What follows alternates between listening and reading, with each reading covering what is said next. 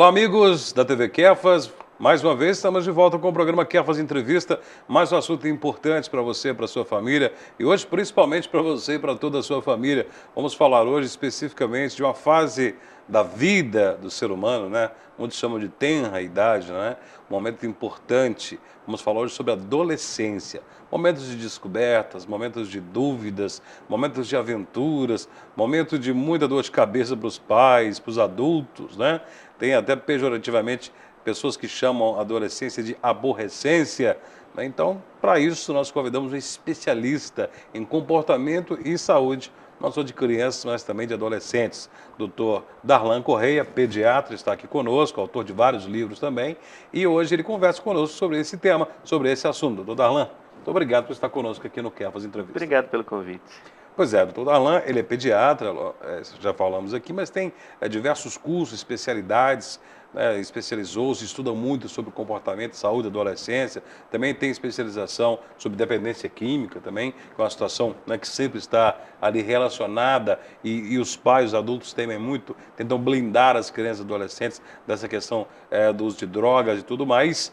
Bom, falando sobre adolescentes, né, doutor, e quase falei aborrecente aqui, porque já é uma tendência, né? As pessoas falam, não, adolescente é muito chato, pai e mãe briga a todo momento, mas realmente é uma fase em que merece todo o cuidado, não só dos especialistas, mas também dos adultos, não é, doutor Darlan?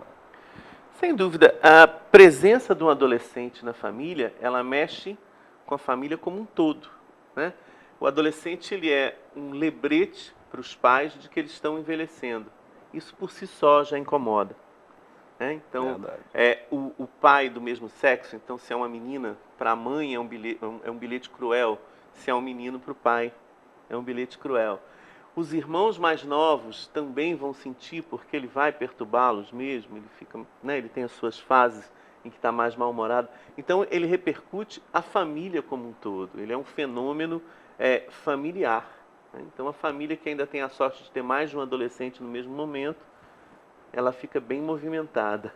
Cronologicamente, né, em termos da fase, as fases, né, do ser humano, em termos de idade, né, o que é o adolescente, que momento que a gente define ele é ou ela é adolescente? A adolescência é um conceito novo, né? Ele não tem 100 anos, mais ou menos. Né? Você não falava em adolescência na época de Rousseau, por exemplo. Existia infância, adulto. Né? Inclusive criança trabalhava. Né? Então, a adolescência é um conceito novo e ainda existe uma certa divergência em termos de idade. A gente aceita mais a Organização Mundial de Saúde, que é um grande parâmetro, que seria entre 10 e 18. Né? Hoje existe um conceito também que é o adulto jovem, que iria entre 17 e 18 até os 23. Que a neurociência tem provado que o quê? Que o cérebro, ele termina o seu amadurecimento em torno dos 23 anos. Então, esse conceito adulto jovem se ajusta muito a isso. Em relação podemos separar em dois aspectos, né? O emocional, comportamental, psicológico e o físico, não é? Em termos físicos, né? Quando que a gente pode dizer assim, aquele ou aquela deixou de ser criança, pré-adolescente e já está se tornando adolescente, fisicamente falando, as transformações? Isso, é porque são conceitos realmente diferentes. O que você está falando é a puberdade, né? A adolescência é um conceito mais comportamental mesmo. Correto. A puberdade é o aparecimento das características, a gente chama de caracteres, né? Os caracteres sexuais secundários. Então, é o aparecimento de pelo pubiano, na menina da mama, do menino do aumento do testículo. Então, evidentemente que cada um tem o seu momento. Você pega meninas, eu brinco tábua de passar roupa até os 13, 15, depois, né? Mas em média, esses fenômenos começam a ocorrer em torno dos 10 anos, um pouquinho antes, um pouquinho depois. Então, quando a gente fala em adolescente, a gente pode centrar mesmo na questão comportamental, né? E o que eu disse aqui, né? É uma fase de muita descoberta, de muitas dúvidas por parte do adolescente, de muita dor de cabeça, às vezes, por parte de adulto, ou não. Ou tem adolescentes que passam por essa fase, tiram de letra, não dão trabalho nenhum, não incomodam, não tem nenhum tipo de conflito, de problema, mas eu acho que no senso comum, estar na adolescência, ou ser um adolescente, é uma fase realmente quase como se fosse uma idade negra, aquele momento em que não se sabe para onde vai. Você se encontra em uma encruzilhada com vários caminhos sendo apontados e você não sabe para onde vai. E para quem é adulto, é a fase de olhar, ih, já vem aquele menino, aquela menina, é chato, é rebelde, não aceita nenhuma opinião, não aceita a gente chamar a atenção, e os pais, muitas vezes, não querem aceitar que ele está crescendo, quer tratar como criança, não é? Então, nessa fase da questão emocional, né, vindo com essa carga também hormonal e tudo mais, realmente, né, a gente tem que considerar pro adolescente que também não é fácil, né? Ele não é rebelde, ele às vezes não é chato, não é à toa, não, né? Na verdade, eu costumo comparar com a pessoa que tem medo de montanha-russa e entra na montanha-russa. O que sobra para ela? Só gritar. Verdade. E o adolescente, ele só vai acabar quando ele virar adulto. Então é mais ou menos isso, né? Grosseiramente falando. Existe um trabalho que eu considero imortal, o trabalho de uma psiquiatra chamada Aberasturi. Ela é uma argentina que morou no Brasil. O trabalho foi feito na Unicamp. Que ela caracteriza a síndrome da adolescência normal. Né? Que é exatamente isso. Quer dizer, o adolescente chinês, o africano, o argentino, o americano, todos vão passar por ela. É universal. E esse trabalho foi da década de 50 e até hoje a gente cita ele. Uma das coisas que é mais marcante é o seguinte: o adolescente é o cara que está com 10 anos e vai deixar de ser filho do seu João, da Dona Maria, daqui a 8 anos. Então ele tem que ir assumindo as responsabilidades, a identidade, a personalidade que ele vai ter quando adulto, em 8 anos, né? Então ele está passando por uma fase em que todo dia a voz dele muda, a aparência muda para pior, segundo ele pode ser lindo, mas ele sempre acha que é para pior, né? Cada vez ele tem mais responsabilidade porque a escola vai ficando cada vez mais difícil, né? Então ele naturalmente se afasta da família e se aproxima do grupo, porque ele precisa de alguém para comparar, ele precisa do modelo da idade dele. Então esse se afasta da família é dolorido para os dois lados. Para os pais, que tinham uma criaturinha dócil, eles eram um ídolo daquela criaturinha, de repente eles têm um cara que começa a apontar defeito. Papai isso, mamãe aquilo, eles não estão acostumados com aquilo, então é dolorido. E para o menino também, para o menino que está se afastando, né, ele começa exatamente a enxergar. Papai não é o super-homem, papai ronca, papai é gordo, papai, né? Então assim, ele começa a achar defeitos que ele não via. Esse processo é muito doloroso. Então, quando a gente chama o adolescente de aborrecente, a gente está sendo infinitamente injusto, porque a gente foi do mesmo jeito. E os nossos netos serão, e isso é assim desde que o mundo é mundo. O que muda é a cultura. Se você pensar, Alexandre o Grande, o Conquistador, morreu antes dos 30. As conquistas foram entre 15 e 25. Né? Que idade tinha Maria, mãe de Jesus? E Romeu e Julieta? Né? Porque simplesmente as pessoas morriam mais cedo. Por isso que não havia esse conceito de adolescência. Hoje nossa projeção de vida é o quê? No 80 e poucos, no fim desse século deve ser 100 e poucos. Então a gente hoje tem uma coisa mais marcada. Mas há 3, 4, 5 séculos atrás, que em humanidade é muito pouco, você com 30 anos era um ancião. Né? O velhinho mesmo que a gente enxerga hoje era a exceção, a maioria morria muito cedo. Né? Então, essas coisas marcadas têm a ver com a evolução da humanidade. Né? Não deixa de ser uma coisa positiva, nós melhoramos a humanidade. Hoje nós estamos conversando no Quer Fazer Entrevista com o Dr. Darlan Correia, pediatra, com a profunda especialização, conhece bastante desse setor, esse momento da vida que é chamado adolescência, e no aspecto comportamental a gente tem muito que debater sobre esse assunto, há muito que se descobrir. Às vezes nós adultos taxamos de aborrecente, como ele disse, de forma injusta, não entendendo os conflitos que aquele menino ou aquela menina estão passando, mas quanto disso é por reflexo daquilo que nós adultos fazemos com os nossos filhos, que ele comporta de maneira A ou maneira B. Isso e muito mais nós vamos descobrir ainda hoje aqui no Quer Fazer Entrevista, que vai a um rápido intervalo e volta já.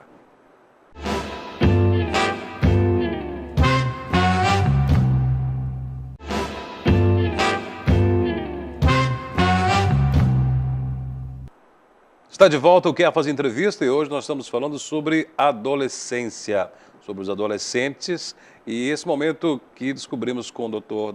Darlan Correia, pediatra, né, que é um momento, sim, que merece muita atenção, né? Claro que nossos filhos merecem atenção em todos os momentos da nossa vida, mas nessa fase, né, em que nós precisamos estar sempre mais próximos, talvez sempre perto, porque é momento de descoberta, é momento de definições e é momento de responsabilidades.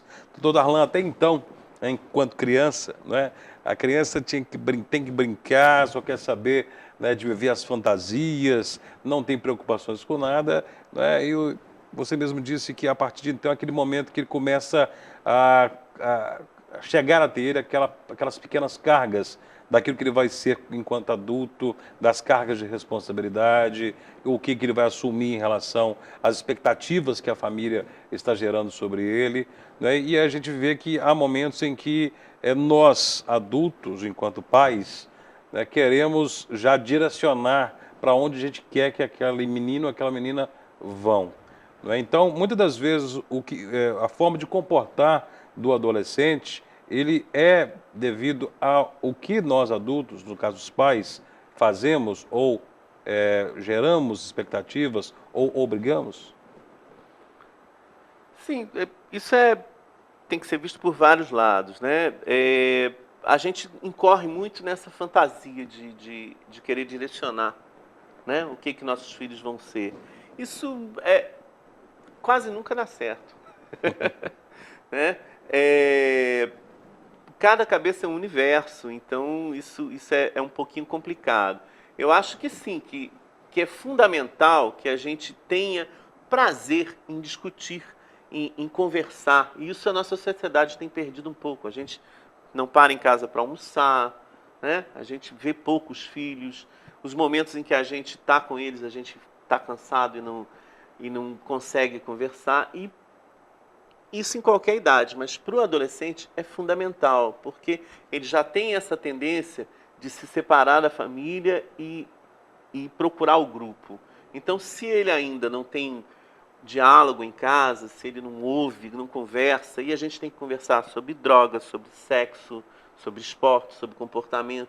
Religião. Então, religião. A gente tem uma série de coisas que a gente tem que passar, que a gente já vem passando até aquele momento, porque criar não é um momento só, né? Sim. É um projeto de 20 anos. Então, assim, é fundamental, e eu acho que é aí que a gente evita uma ruptura traumática, é que exista esse momento de papo. Ele não precisa ser grande, mas ele tem que ter qualidade. A gente não tem que ter pretensão de dar uma super aula, senão o cara vai, ai, que sujeito chato, não vou ouvir. Né? Eles gostam muito de falar, papai, você acha que sabe tudo, mamãe, então não é assim, né? É conversando naturalmente, é tendo o hábito da conversa, porque quando a gente tem o hábito da conversa, todos os assuntos aparecem, então fica um pouco mais fácil, né? Por um lado, o adolescente tem que sentir que a família confia nele, porque para eles é muito doloroso trair a confiança da família, mas isso tem que ser sincero. Agora, hoje vivemos na era da informação, né? Na minha época de adolescente, né? A sua que está nos assistindo aí, que é pai, que é mãe, ou até avô, avó, a informação era muito menor. A informação que nós tínhamos é aquele universo, né, que vivíamos na nossa família, na nossa rua, na nossa escola. Hoje, o universo, né, a vizinhança do adolescente é o mundo, né? Não caiu as barreiras da fronteira. E como hoje lidar, né, com esse acesso do jovem à informação que vem de todos os lados? E isso é importante, por um lado, né, que edifica, talvez, ali, em termos de conhecimento e crescimento intelectual muito mais rápido, mas, por outro, oferta coisas ruins também e acabam influenciando o adolescente. Como lidar com isso? Muito importante, né? A internet é uma coisa que é irreversível.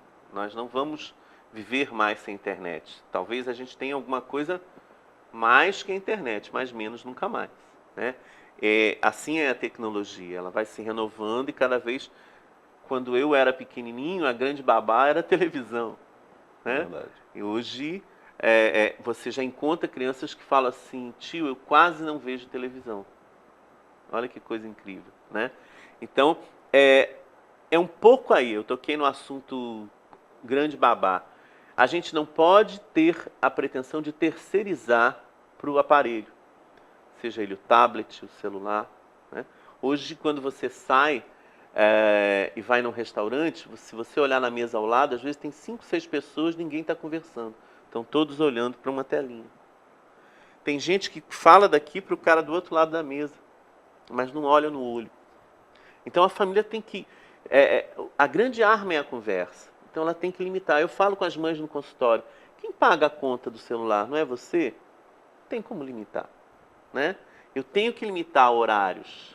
Então, hoje é natural comer na sala, vendo televisão. Não está certo, né? Quando a gente come sem prestar atenção no que come, a gente come muito mais e fica muito mais obeso, por exemplo, né? Mas a gente está perdendo o momento precioso de conversar, de trocar valores. Então eu tenho que limitar, sim. Todos os aparelhos, seja o computador, o tablet, são super úteis. A gente não tem que ficar inimigo deles. Eles são instrumentos de cultura, de comunicação extraordinários. Mas eles não podem pautar a nossa vida. A gente não pode, e eu vejo isso sempre, a criança está dando trabalho, dá o tablet para ele jogar um joguinho. Não é isso, né? Então a gente tem que tentar sempre limitar. Aliás, filho pede limite sempre, né? O tablet, o computador é só mais um aspecto, mas o limite sempre tem que ter. E às vezes hoje, o que acontece? Os pais ficam horas fora de casa. Então, é chato dar limite. Quer dizer, eu já estou fora, já não vejo ele, ainda vou falar não. Tem que falar, né? Amar é dizer não também. Então, a gente não pode perder essa noção. É por aí. Eu acho que não deixa de ser um instrumento, mas ele tem que ter um limite. Hoje a Organização Mundial de Saúde, a Sociedade Americana de Pediatria, a Sociedade Brasileira de Pediatria, põe um limite. São 2 horas de tela por dia. Quando a gente fica mais do que 2 horas prestando atenção numa telinha, seja ela qual for, a gente está deixando de gastar energia, está ficando mais obeso. E hoje a epidemia de obesidade é um desastre, né? Nós estamos formulando a primeira geração que vai ter menos anos de vida do que os pais. Isso é muito dramático. E a gente tem como frear isso. Eu tenho certeza que você que é pai, que é mãe, avó, tio, está aí preocupado, pensando, isso acontece na minha casa, né? Com meu filho, minha filha adolescente, eu trabalho o dia todo, né? E para ele ter o tablet dele, o computador, ficar no quarto dele trancado lá para mim é mais tranquilo do que muitas vezes brincar na rua ou sair com os amigos, porque dentro de casa ele está naquela redoma protetora da família, né? E é sobre isso que a gente vai falar no próximo bloco também. Quanto é importante, né, a família super proteger demais, evitando, por exemplo, que um filho brinque com os amigos na rua, que vai jogar bola, né, porque a rua é perigosa, hoje a violência aumentou. Então, esse conflito, né, essa incerteza, nós também temos que saber lidar com ela enquanto pais e responsáveis pela criação desse cidadão que está em formação, que é o adolescente. O Quer Fazer Entrevista vai um rápido intervalo, voltaremos em instantes com o Dr. Darlan Correia, pediatra, nosso convidado de hoje.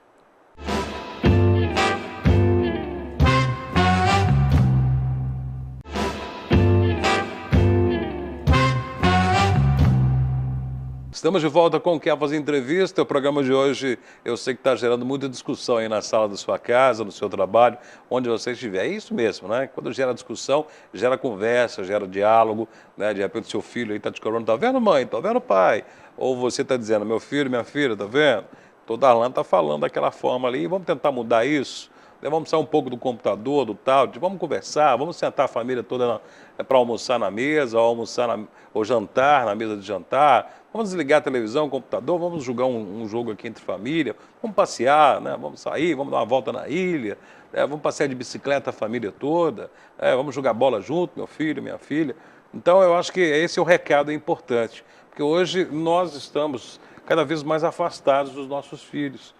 Porque antigamente, né, o pai ia buscar o sustento da família fora do lar e cabia à mulher. O papel da mulher era cuidar dos filhos, né, e sempre tinha uma ali presente o tempo todo. Hoje, tanto mulher quanto homem estão indo buscar o sustento da família fora. E os filhos muitas vezes ficam com babás nas escolas, com os avós, né, ou às vezes até com as babás eletrônicas, né, como o Darlan mesmo disse. Né? E o tempo hoje desse convívio familiar está sendo pequeno. Né? É difícil mudar isso, né? Mas como minimizar as consequências do Darlan? É, é, é impossível. Esse é um problema do século XXI. Nós temos, é, hoje, mais de 50% dos lares brasileiros, mãe e pai trabalham. Em uma porcentagem grande é sustentado pela mãe, né? Então, essa figura da mãe dedicada, é, rainha do lar, ela realmente está cada vez menos presente e em extinção mesmo. Não adianta lutar contra a realidade. O que eu defendo é que os poucos momentos que a gente tenha sejam de qualidade, né? Então, chegou em casa, deixa os problemas do trabalho no trabalho, né? Vamos ter atenção. Às vezes a gente não tem mais paciência de ouvir, não só o adolescente, mas o outro pequeno que quer que conte uma história, que quer contar um caso da escola, né? A gente quer ver a novela, a gente quer ler o jornal e não olha no olho do filho. Então eu acho que não adianta ir na igreja só domingo com todo mundo fazer o papel bonitinho e durante a semana não ter essa prática. Eu acho que é importantíssimo que o pouco tempo que a gente tenha cuidado com o filho, né? A gente preste atenção. Eu costumo dizer isso para as minhas filhas e as oportunidades que eu tenho com os mais jovens. Ter filho não é um projeto de 20 anos. Se você não está preparado para ter esse projeto de 20 anos em que você pega um serzinho que não tem proteção nenhuma e leva ele até sair de sua casa adulto e ser um cara apetrechado para ser feliz, se você não pensa nessa estrada toda, melhor não ter filho. Não é verdade? Então, assim, eu hoje fiquei fora o dia inteiro, mas eu pus o meu filho para dormir e contei uma história para ele. Né? Não contar uma história mecanicamente, que saco, o livro não acaba, não é isso, né? Contar uma história com prazer, lembrando aqui, ó, isso me lembrou da sua avó, da sua tia, incutindo valores familiares ou de religião, no que você acredita é o seu valor que você vai passar, né? Meu pai faleceu tem quase 10 anos. Até hoje eu me pego em situações que eu falo assim, aqui o velho falaria isso. Isso não acontece de repente. Não é verdade? Isso acontece com o passar do tempo e são com essas pequenas ações. Então, a gente ter prazer de conviver com o filho, eu acho que é por aí. Quando você tem isso a infância inteira, a adolescência fica mais leve. Não tem como não ficar. Eu conheço boas famílias aí, né, que eu vejo que os adolescentes têm prazer de falar, não, hoje eu não vou sair com vocês, estão falando com os amiguinhos, porque eu vou sair com meu pai, ou vou sair com meu pai e com minha mãe, hoje vai ter uma reunião com a minha família, eu vou ficar junto da minha família. Tem prazer porque é uma família legal, é uma tribo legal ficar com a família. Né? Então, por que não gerar, né, esse ambiente em que o adolescente, a criança ou o adolescente possa sentir-se bem dentro da família? Isso é possível, não é? Isso não se constrói em um dia, isso é realmente o passar, quer dizer, a infância inteira. Quer dizer, eu sei que eu posso contar com aquele cara que é o meu pai, com aquela moça que é minha mãe, né? Eu tenho prazer de ficar com eles. Isso é uma construção. Então, é um pouco por aí. Família é o que vai segurar a sua barra, né? Eu trabalho na maternidade do Hospital Municipal. Não tem um plantão que a gente não tem pelo menos uma adolescência tendo neném. Né? Quando é 16, 17 já é normal, mas às vezes é de 10, de 11, 12. Né? Isso é uma tragédia, Darlan. É muito barra pesada.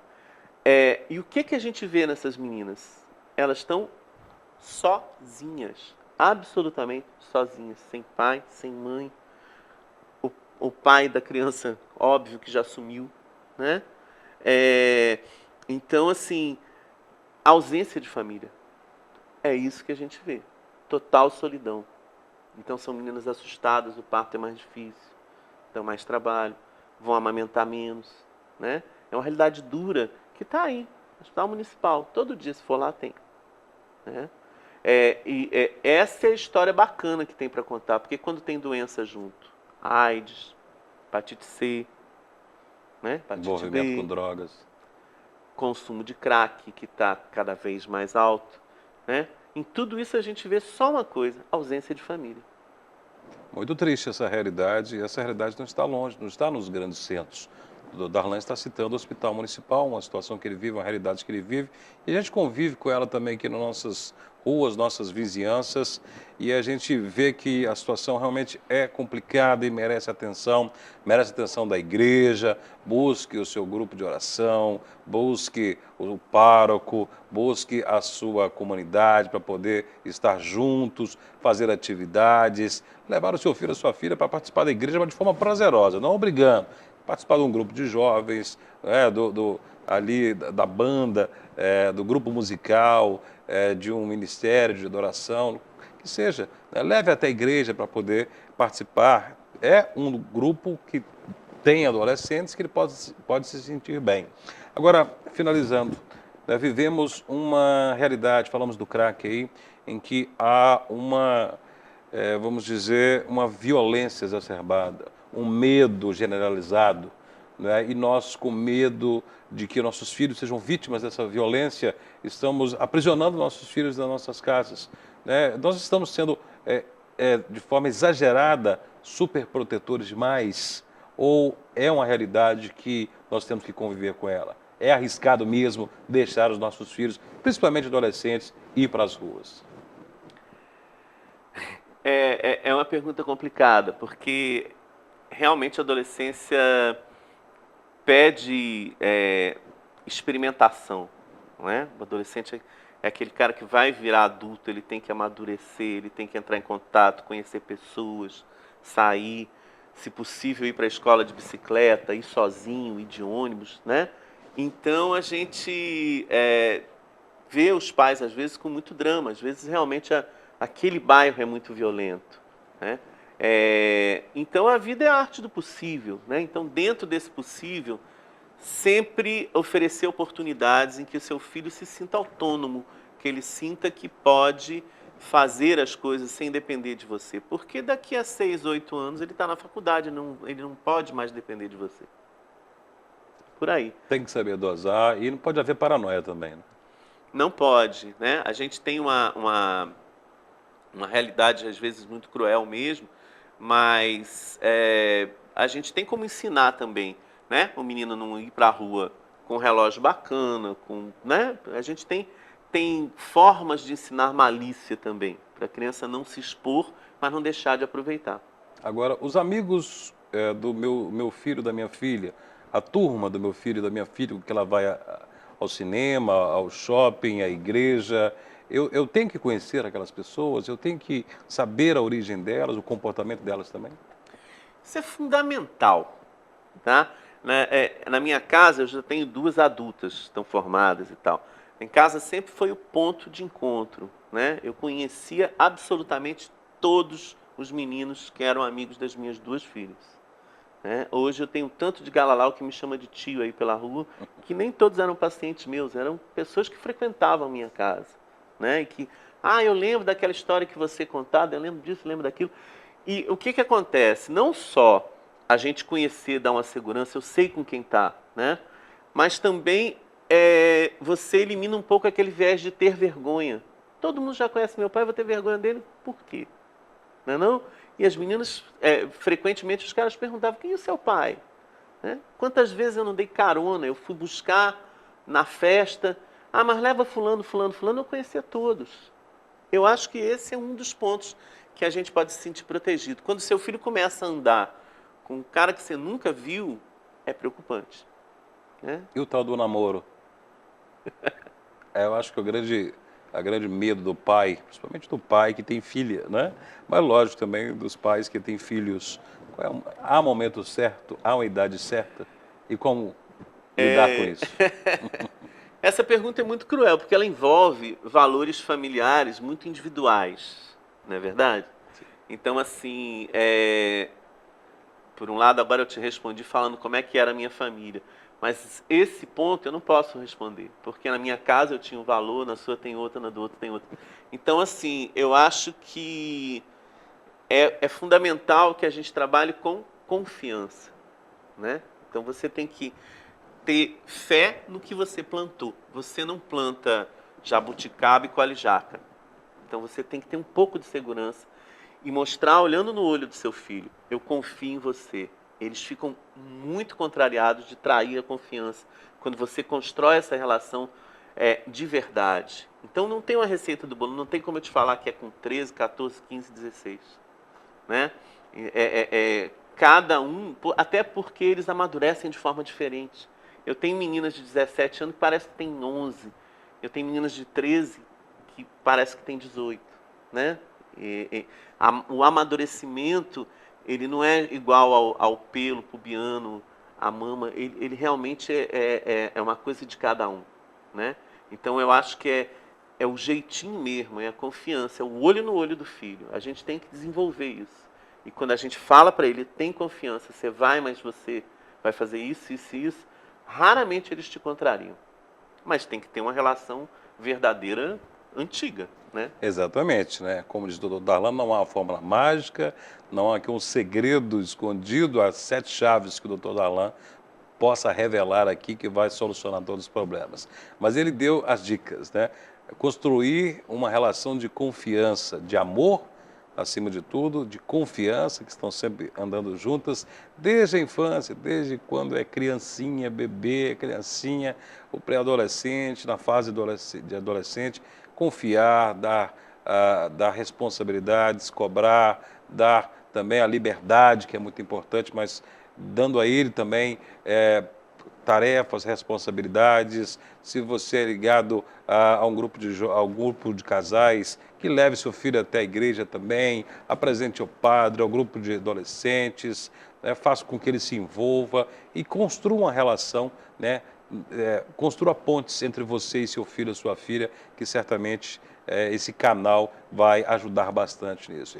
Eu aprendi isso que eu estou dizendo aqui nessa entrevista com o doutor Darlan, e tomara que você também, pai, mãe, avô, avó, possa ter absorvido algum tipo de conhecimento. Doutor Darlan Correia, médico pediatra especializado, né, na questão da adolescência, também dependência química, e autor de vários livros importantes, né? Eu conheci muito esse aqui, Tropeçando na Via Láctea, foi o primeiro, né, a primeira aventura literária do doutor Darlan. Me lembro bem desse livro, li bastante, né? Esse livro, Dr. Darlan aborda a questão, muito engraçado esse livro, diga-se de passagem, né? Questões que envolvem a amamentação, né? Num papel muito importante, né? De orientar a importância do leite materno para a criança. Dr. Darlan, esse livro realmente fez sucesso, né? E orienta e aborda de forma bastante engraçada como que é lidar com relação a essa questão do aleitamento materno, que é tão importante, né, doutor Darlan? Verdade. E também ele tem uma outra obra importante, essa aqui ele falando como é apaixonado por governador Valadares e como nós devemos ser, né? Eu não sou de governador Valadares, doutor Darlan também não é, Não. mas nós somos valadarenses, né? Exatamente. Podemos dizer, né? E somos apaixonados. Também sou louco por ti, GV, também pela editora Univale. E agora, as 3 últimas obras, né, já ligadas ao público infanto-juvenil, né? O doutor Narigão e seu avião azul e dourado. Uma das últimas obras do doutor Darlan, está aqui na minha mão. Mais uma obra, penúltima, Filhote de Gata, né, da doutor Darlan. Esse aqui eu não conheço. Ele fala sobre ciúme de irmãos, que é uma Opa. situação bem comum no consultório, então eu fiz uma historinha exatamente abordando isso. Filhote de Gata. E também não conhecia, foi apresentado hoje, para o último lançamento do Dr. Darlan Correia Dias, Pedro não queria ir ao Gabão. Por que o Pedro não queria ir ao Gabão, doutor Darlan? Esse livro também o foco dele é familiar, né? O Pedro abria mão de qualquer viagem, do Japão ao Gabão, para passar as férias na casa da avó, né? Então fala um pouco dessa coisa que também está sumindo, de férias na casa da vovó, das amizades que a gente leva para a vida toda com os primos, né? Aborda as brincadeiras antigas, né? Peão, guerra de mamona, que a gente estava falando, subir na árvore, soltar papagaio. Jogar futebol. Ou seja, da época em que as crianças eram magras, O Pedro trocaria o computador por uma partida de futebol com os amigos? E se ir para a roça com o vô. A casa dos avós. Que legal. Pedro não queria ir ao Gabão, é um novo livro do Dr. Darlan Corrêa Dias, que nos concedeu hoje mais uma vez uma brilhante entrevista. Muito feliz de ter o Dr. Darlan aqui. E eu gostaria, nós da TV Kefas, né, que temos esse papel de ser um veículo de comunicação que leva informação, que sirva para ajudar as famílias de Valadares de toda a região a ter um dia a dia melhor, a ter um comportamento voltado para a questão da religião, a questão ética, moral e principalmente no cuidado com os filhos, né? E o Kefas Entrevista também tem esse papel e hoje eu acho que contribuímos de uma forma bastante importante para esse processo. Nessa entrevista, o Dr. Darlan Corrêa Dias. Muito obrigado mais uma vez, Dr. Darlan. Muito obrigado, eu adorei estar aqui nesse espaço novo, né? A gente vê que feito com muito carinho, né? E conte comigo, toda vez que estiver querendo bater um papo sobre adolescente, eu tô junto. Sempre estará aqui conosco no Kefas Entrevista e em outros programas aqui da TV Kefas. E a você que está nos acompanhando, obrigado pela audiência e pode sugerir o seu tema, ter alguma dúvida, quer pedir para a gente trazer algum convidado para debater algum tema aqui, quer pedir para trazer de volta o Dr. Darlan, mande um e-mail para jornalismo@tvkefas.com.br. Um conselho último aqui, você pai, você mãe, um conselho muito interessante, né? Procure a sua igreja, né? Tenha quem sabe, uma leitura bíblica, uma oração diária com os seus filhos. É um momento legal de você estar com os seus filhos, fazendo oração, lendo a Bíblia para ele ou para ela, levando para a igreja. É muito importante. A família que é criada na base da igreja, certamente ela cresce muito mais fortalecida. Muito obrigado pela sua audiência e continue aqui na TV Kefas, afiliada à Rede Século XXI. Até o próximo Kefas Entrevista. Tchau.